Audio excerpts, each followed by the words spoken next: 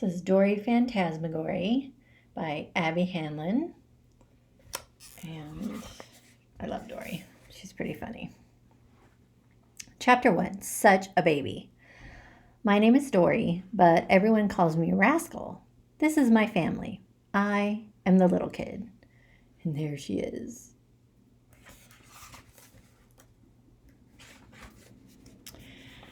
My sister's name is Violet, and my brother's name is Luke.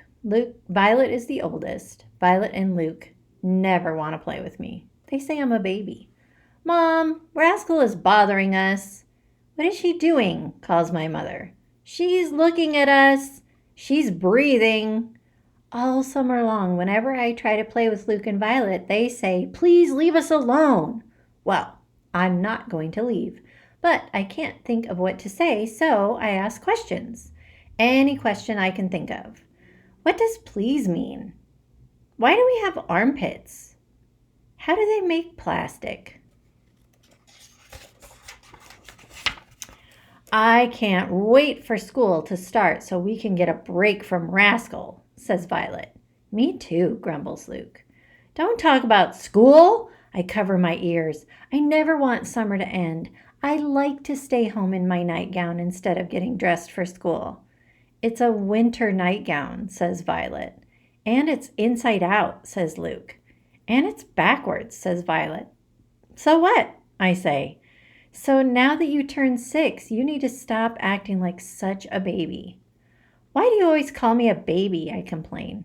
Because you talk to yourself, says Violet. And you have temper tantrums, says Luke. And you play with monsters, says Violet. Talk to myself? I have no idea what they are talking about. I never talk to myself. I talk to my friend Mary. No one can see her except me. Mary, it's lunchtime. Mary always wants to play with me. She thinks I'm the greatest. Why do we have armpits? What an interesting question. At night, Mary sleeps under my bed. There she is under the bed. What's the opposite of sandwich? I have always wondered that. During the day, Mary follows me around. She wants to do whatever I'm doing. I usually don't mind, but sometimes I have to tell her no. Sorry, Mary, I'm playing with Violet. No, you aren't. Okay. Mary, what do you want to play? I ask. Here are some things Mary likes to do. Try and steal Violet's doll, Cherry. Fake sleep. Sneak cookies from the high cabinet. Exercise club. Get dragged around the house in a laundry basket. Faster? Why are you talking to a laundry basket? And look for monsters. Mary is my favorite, but my house is actually full of monsters. There is the toilet monster, who comes into the bathroom if you sit on the toilet for too long. There is the ketchup monster, who makes weird noises when you squeeze the ketchup. There is also the laundry monster, the broken drawer monster, the vacuum monster, the upstairs hallway monster, the living room monster, and more. And here are all of the monsters: the toilet monster, ketchup monster, vacuum monster, living room monster, broken drawer monster, upstairs hallway monster, and the laundry monster.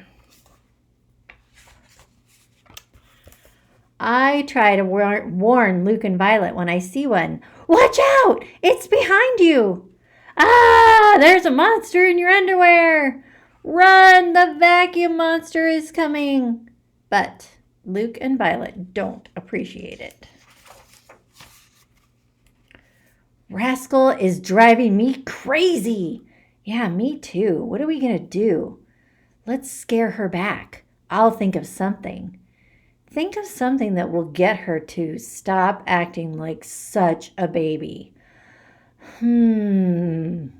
I've got an idea. After dinner, Violet and Luke say they have something important to tell me. I follow them upstairs, skipping steps. I'm so excited. What can it be? Violet lets me sit on her bed. Maybe she will let me play with Cherry. Very slowly, Violet asks me, Rascal, have you ever heard of someone named Mrs. Gobble Cracker? I shake my head no. Well, Mrs. Gobble Cracker is a robber and she steals baby girls, says Violet. And she is 507 years old and has very sharp teeth, adds Luke. And, well, says Violet, you're going to be really surprised when I tell you this. What? I say. I am dying to know. She's been looking for you, she says quickly. Are you serious? I ask. Dead serious, she says. Mrs. Gobble Cracker is looking for me? I ask in amazement. Shh, says Luke. She's so scary.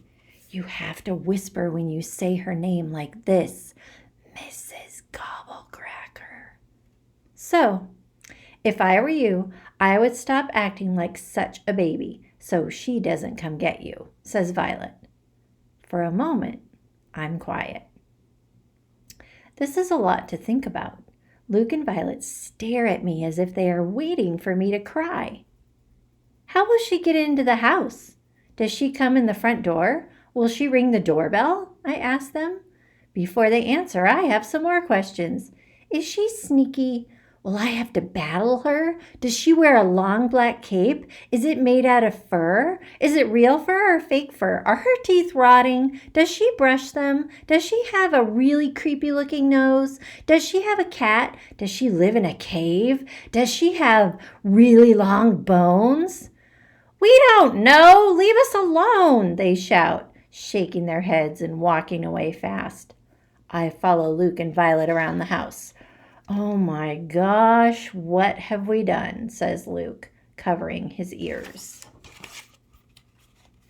Is she a vegetarian? Does she vote? Is she nocturnal? Does she like ice cream? Does she like anything?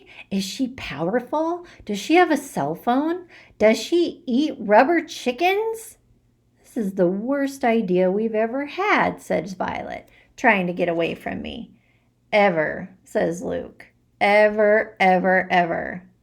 I don't even want to know what happens next, says Violet. And that's the end of chapter 1.